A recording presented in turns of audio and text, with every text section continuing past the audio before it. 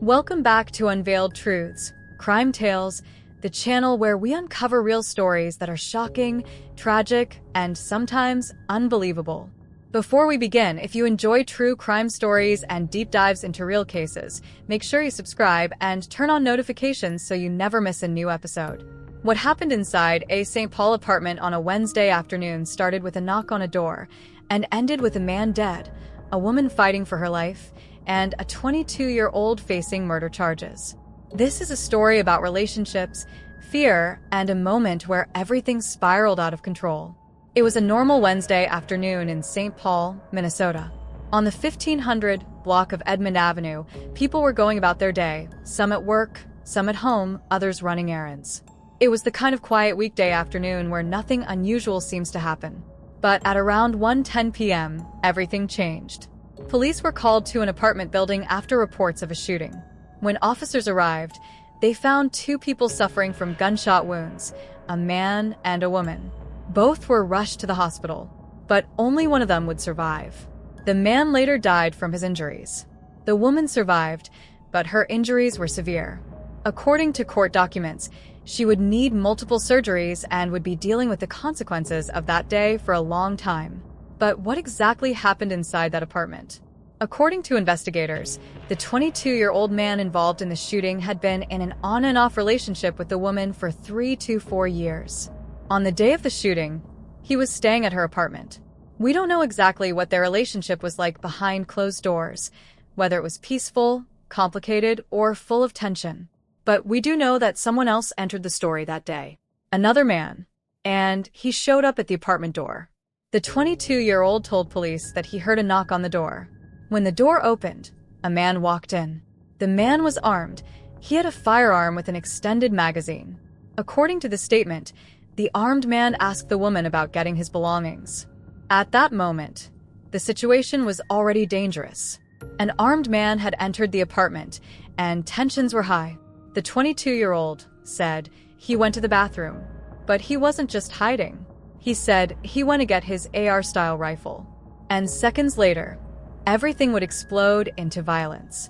While in the bathroom, the 22-year-old said he heard the woman yelling, "Stop, stop, stop."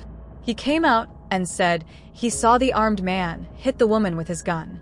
Then, according to his statement, the armed man pointed the gun at him. That's when he fired. And then he said the other man fired back, 5 or 6 rounds. Inside an apartment building, in the middle of the day, gunfire echoed through the halls.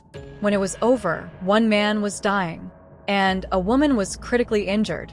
After the shooting, police were approached by a man outside the apartment building.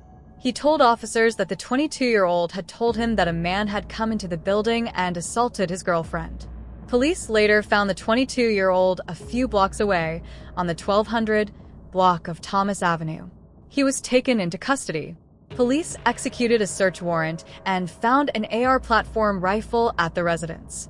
During a post-Miranda interview, the 22-year-old told investigators his version of events: the knock, the armed man, the woman being hit, and the gunfight. But investigators found something that didn't match his story. According to the charging documents, there were no bullet holes or fragments in the walls behind where the 22-year-old said he was standing when the other man fired at him.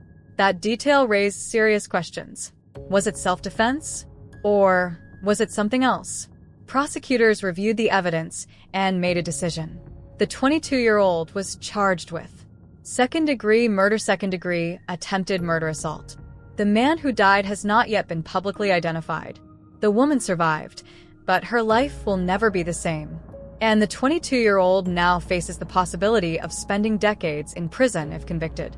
This case may ultimately come down to one question. Was this self-defense, or was it murder?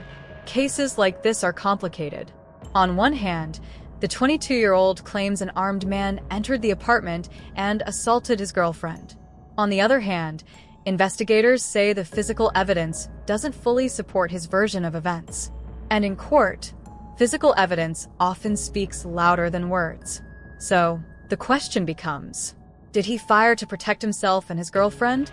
Or did the situation escalate into something unnecessary and deadly? Why were there no bullet holes where he said the other man fired? Who fired the shots that critically injured the woman? These are the questions a jury may one day have to answer. This case is still developing, and more details may come out as it moves through the court system. But what we do know is that one man is dead, one woman is permanently scarred, and a 22-year-old man's life may be defined by what happened in just a few seconds inside that apartment. One knock on the door, one confrontation, and multiple lives changed forever. If you want more true crime stories like this, don't forget to subscribe to Unveiled Truths Crime Tales, like this video, and share it with someone who loves true crime. Because sometimes the truth is darker than fiction. And on this channel, we unveil the truth. Subscribe for more true crime stories. Unveiled Truths Crime Tales.